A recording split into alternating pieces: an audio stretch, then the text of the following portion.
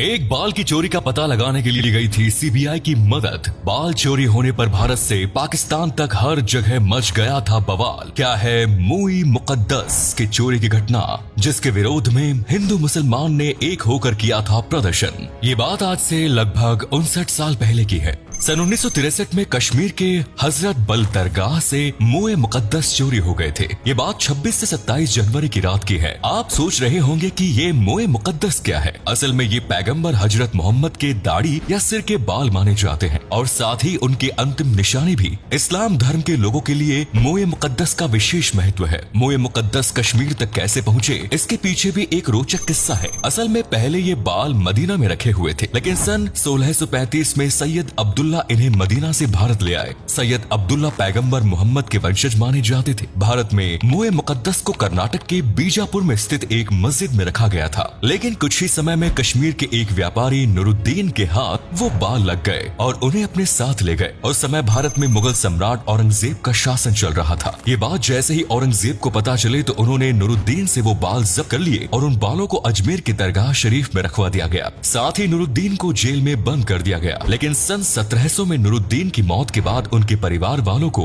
वे बाल वापस कर दिए गए और उन बालों को कश्मीर की हजरत बल दरगाह में महफूज रख दिया गया। कई सालों तक कश्मीर में वे बाल सुरक्षित रहे, लेकिन 26 से 27 दिसंबर की रात को अचानक से वे बाल दरगाह से गायब हो जाते हैं। मोए मुकद्दस पैगंबर मोहम्मद की आखिरी निशानी थे। जैसे ही मोए मुकद्दस की चोरी की घटना लोगों तक पहुंची, चारों तरफ हाहाकार मच गया। रातों रात कश्मीर में विरोध की चिंगारी ज्वाला की तरह सुलगने लगी। पूर्व और पश्चिम पाकिस्तान में भी मोए मुकद्दस की चोरी का जमकर विरोध किया गया। उस समय तक बांग्लादेश का निर्माण नहीं हुआ था और इसे पूर्वी पाकिस्तान के नाम से जाना जाता था। पूर्वी पाकिस्तान में गैर मुसलमानों पर अत्याचार शुरू हो गए। हालांकि कश्मीर में ऐसा माहौल देखने को नहीं मिला था, बल्कि मोए मुकद्दस चोरी होने का विरोध मुसलमानों के साथ हिंदू, सिख और बौद्ध समुदाय के लोग भी कर रहे थे और वे भी मोए मुकद्दस को ढूंढने की गुहार लगा रहे थे। उस समय जवाहरलाल नेहरू भारत के प्रधानमंत्री हुआ करते थे और ख्वाजा शमशुद्दीन जम्मू कश्मीर के मुख्यमंत्री। लोग कश्मीर में काले झंडे लेकर सरकार और प्रशासन का विरोध करने लगे।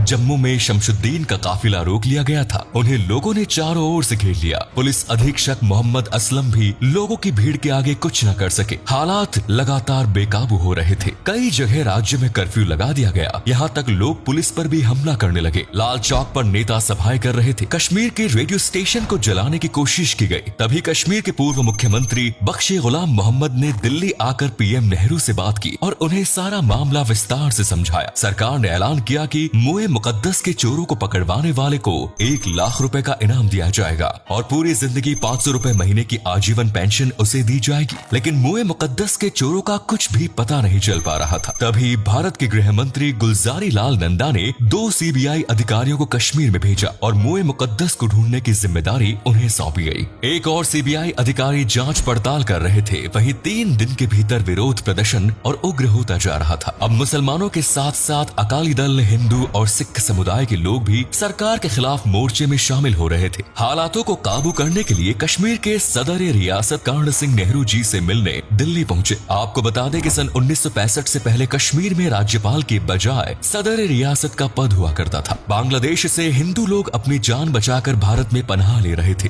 कुछ कट्टरवादी संगठन लोगों को भड़का रहे थे कि यह कश्मीर में मुसलमानों के खिलाफ एक बड़ी साजिश है। देश के मुसलमानों को शांत करने के लिए जवाहरलाल नेहरू ने रेडियो पर लोगों से अमन और चैन कायम रखने की अपील की और साथ ही सीबीआई चीफ भोलानाथ मलिक को भी कश्मीर भेजा गया। उन्हें बीएन मलिक के नाम से भी जाना जाता है। 1 जनवरी 1964 को लाल बहादुर शास्त्री भी जम्मू कश्मीर पहुंचे। वहां पहुंचकर सबसे पहले उन्होंने दरगाह जाकर मोए मुकद्दस को मिलने की दुआ मांगी और लोगों से भी अपील करते हुए कहा कि विरोध करने के बजाय आप सब भी मोए मुकद्दस मिलने की दुआ करें। साथ ही लोग शेख अब्दुल्ला की रिहाई की मांग भी कर रहे थे, जो कश्मीर षड्यंत्र के आरोप में 1953 से जेल में बंद थे। उनके ऊपर कश्मीर को पाक में मिलाने और तख्ता पलट के आरोप लगे। उन्हें भारत में शेर कश्मीर के नाम से भी जाना जाता था। नेशनल कॉन्फ्रेंस में भी शेख अब्दुल्ला की रिहाई की मांग उठने लगी। उनका इस केस से क्या ताल्लुक था, इस बारे में आज तक नहीं पता चल पाया, लेकिन अप्रैल 1964 को उन्हें रिहा कर दिया गया। 4 जनवरी को कश्मीर के सदर रियासत दरगाह पहुंचे और दरगाह कमेटी को 6,000 रुपए अनुदान के रूप में दिए गए। उसी शाम अचानक रेडियो पर ऐलान किया जाता है कि मोए मुकद्दस मिल गए और ये खुशखबरी चारों ओर फैल गई। इसका श्रेय नेहरू जी ने डीएन मलिक को दिया और कहा कि आज कश्मीर को आपने हिंदुस्तान के लिए बचा लिया। लेकिन मोए मुकद्दस मिलने के बाद एक और समस्या खड़ी हो गई थी। ये बाल असली थे या नकली, इस बात पर सवाल खड़े होने लगे। डीएनए टेस्ट से भी बाल की असलियत का पता लगाना मुश्किल नहीं था। नेहरू जी ने दोबारा लाल बहादुर शास्त्री को कश्मीर भेजा।